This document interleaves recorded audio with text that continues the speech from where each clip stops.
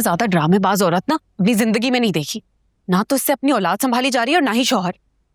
और कैसे डिटाई से इसने अपनी बच्ची की बीमारी का इल्जाम मेरे सर पे थोप दिया। यार तुम अपनी ज़बान पे कंट्रोल करोगे जरा।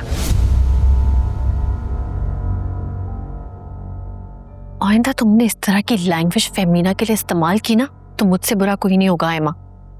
अच्छा, उस दिन उन्होंने आपके सामने मुझे कितनी बातें सुनाई थी, लेकिन उस वक्त आपके मुंह से एक लफ्ज नहीं निकला था मेरे डिफेंस में। अब मैंने बोल दिया तो आपको बुरा लग रहा है? उस वक्त भी मुझे बुरा लगा था, लेकिन वो हालात और वक्त नहीं थे उस तरह की बात करने के लिए। फेमिना बहुत परेशान थी, और जब इंसान परेशान होता है ना तो 100 किस्म के वसवसे उसके दिमाग में आते हैं। अच्छा, लेकिन मुझे इतना यकीन है कि अगर मेरा को होश ना आता ना या उसे कुछ हो जाता तो आप उनके साथ मिलके मुझे जेल भिजवा देती। अल्लाह ना करे मेरा को कुछ हो। ये क्या अल्फाल पके जा रही हो तुम? तुम्हें पता है घर वाले कितने परेशान हैं? बकार की हालत देखो। मेरा तो दिल ही फट गया था मेरा को ऐसे देख के। तो माँ की क्या हालत होगी, सोचा है तुमने? और उसी माँ ने अपनी लापरवाही दूसरों के सर पे थोप दी। अरे भाई, अगर नहीं संभाली जा रही बच्ची तो चली जाओ अपने शौहर के पास, कॉम्प्रोमाइज कर लो। और जैसा भी उसका शौहर होगा एटलीस्ट अपनी औलाद को संभाल तो लेगा। आयमा, लेकिन ये तुम्हारा मसला नहीं है। जी, ये मेरा मसला नहीं है। मैं तो 3-4 हफ्ते में इस घर से और इस जंजालपुर से चली जाऊंगी। भुगतना आपको पड़ेगा। और आप मेरी एक बात कान खोल के सुन लें, ये औरत आपकी खुशियां खा जाएगी। आयमा, क्या?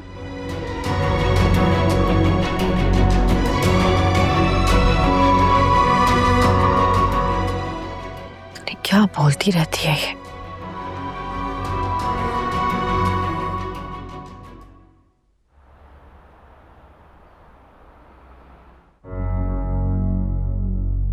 तुम जैसा घटिया इंसान सिवाय घटिया चीजों के कुछ और नहीं समझ सकता।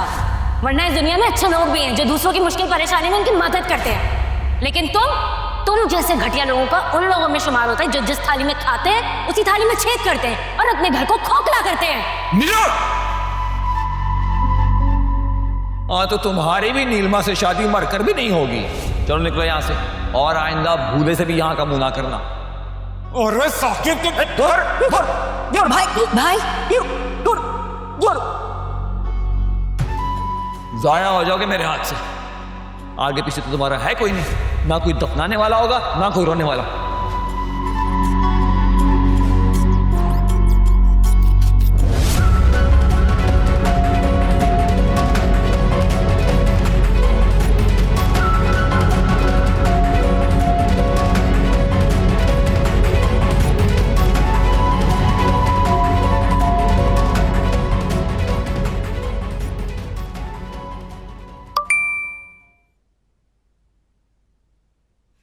जान से प्यारी दोस्त को पहली शादी की सालगिरह बहुत बहुत मुबारक हो।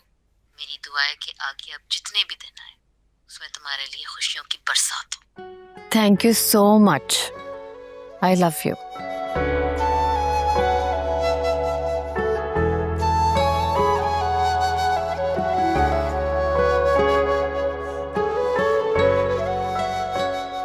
मैडम। हाँ, शादी की सालगिरह मुबारक।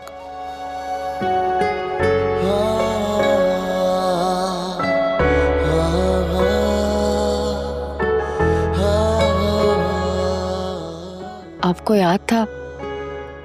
मुझे लगा भूल गए आप। इतना इम्पोर्टेंट दिन कैसे भूल सकता हूँ? फेमिना और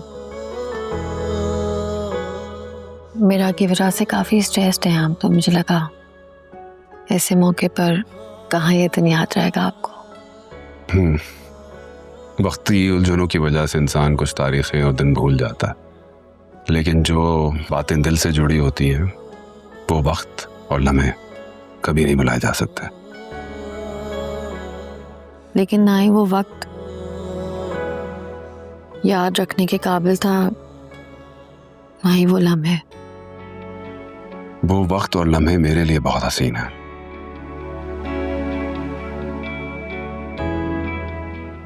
तुम्हारा साथ मेरा नसीब बना, कैसे भूल सकता हूँ।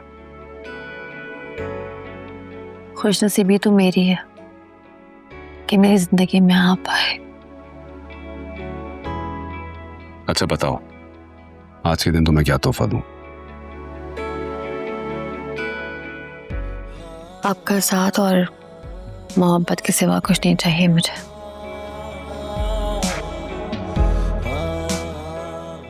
वादा रहा रोशनी, हमेशा सिर्फ तुम्हें मोहब्बत करूंगा जब तक ये सांसें चल रही हैं।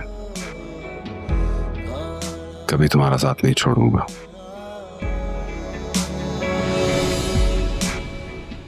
और ये हाथ तभी छूटेगा जब मेरी सांसें रुक जाएंगी। क्या हो गया आप? सुबह सुबह कैसी बातें कर रहे हैं? ऐसे मत बोले। चलो तो फिर अच्छी बात करते हैं, जीने की बातें करते हैं।